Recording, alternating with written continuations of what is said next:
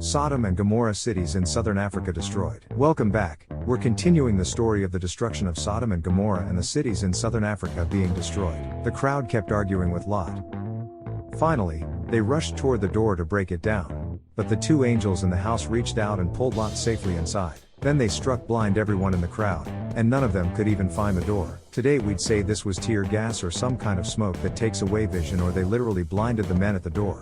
Then the two angels said to Lot, "The Great Spirit has heard many terrible things about the people of Sodom, and he has sent us here to destroy the city. Take your family and leave. Take every relative you have in the city, as well as the men your daughters are going to marry, and leave." Lot went to the men who were engaged to his daughters and said, "Hurry up and get out of here. The Great Spirit is going to destroy this city." But they thought he was joking, and they laughed at him. Early the next dawning, the two angels tried to make Lot hurry and leave. They said, "Take your wife and your two daughters and get away from here as fast as you can. If you don't, every one of you will be killed when the Great Spirit destroys the city." At first, Lot just stood there, stunned, but the Great Spirit wanted to save him. So the angels took Lot, his wife, and his two daughters by the hand and led them out of the city. When they were outside, one of the angels said, "Run for your lives, don't even look back. And don't stop in the valley. Run to the hills, where you'll be safe." Lot answered, "You have done us a great favor, sir.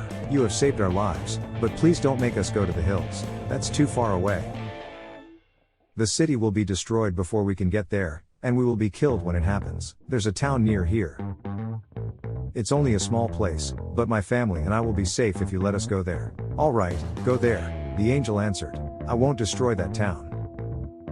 Hurry. Run. I can't do anything until you are safely there." The town was called Zoar because Lot had said it was small. As the sun came down, Lot reached the town of Zoar. The Great Spirit sent burning sulfur down like rain on Sodom and Gomorrah. He totally destroyed those cities and everyone who lived in them. It was an unnatural disaster never seen until that time.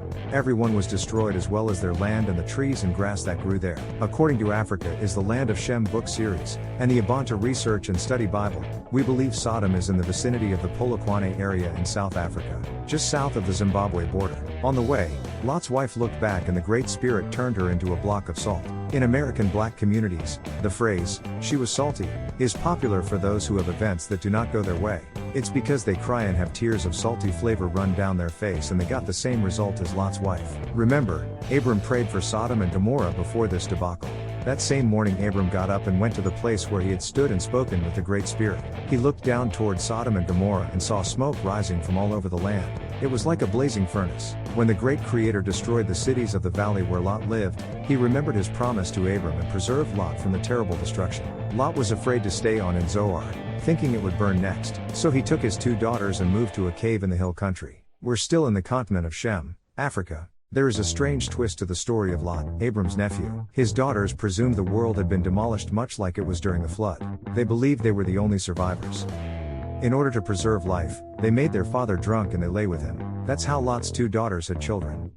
The older daughter named her son Moab, and he became the ancestor of the Moabites. The younger daughter named her son Benami, and he became the ancestor of the Ammonites. These both resided on the continent of Shem, not in the Levant or Middle East. Minister Coco, BSM for BibleStudyMinistry.com. Tell a friend about us, about the movement for truth and righteousness, all for a better world community. With all love and spiritual regards.